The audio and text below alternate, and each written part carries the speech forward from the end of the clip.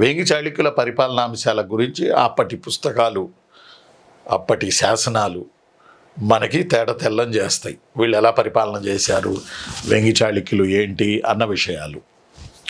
ఈ నేపథ్యంలో అమ్మరాజు జారీ చేసిన మాగల్లు శాసనం అనేది వేంగి చాళుక్యుల 18 మంది మంత్రిమండలి గురించి చెప్తుంది.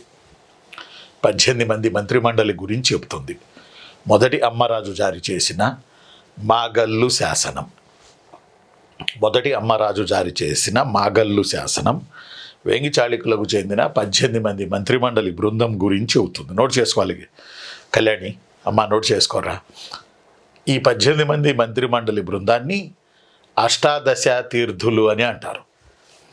అష్టాదశ తీర్థులు అని అంటారు. ఈ 18 మంది మంత్రిమండలి బృందాన్ని అష్టాదశ తీర్థులు అంటారు. ఇక్కడ బోర్డు మీద రాశాను చూడండి. వేంగి చాళుక్యులు పరిపాలన అంశాల్లో 7, 18, 72, 36 ఇవి కొలతలు కాదు. ఇవి ఏంటయ్యా అంటే వేంగి చాళుక్యులు ఎంచుకున్న పరిపాలనా అంశాలకు సంబంధించిన నెంబర్లు, పరిపాలనా అంశాలకు సంబంధించిన నెంబర్లు. వీటిలో 7, 18, 72, 36. 7 ఏంటి? 7 ఏంటంటే సప్తాంగాలు. ఈ సప్తాంగాలు ఫాలో అవ్వడం అనేది ఇప్పటిది కాదుగా.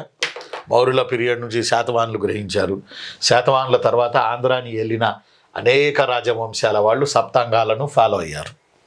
కాబట్టి 7 సప్తాంగాలు అంటే రాజు, రాజ్యం, మంత్రి, సేనాని, కోట, ఖజానా, మిత్రులు, వీటన్నిటినీ కలిపి సప్తాంగాలు అంటారు.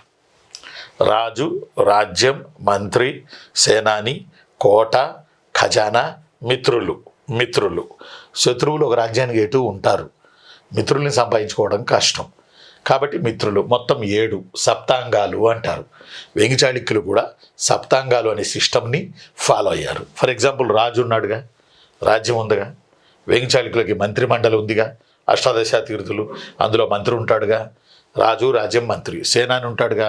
24 గంటలు లెమ్మ కడుపులు మాడ యుద్ధాలు.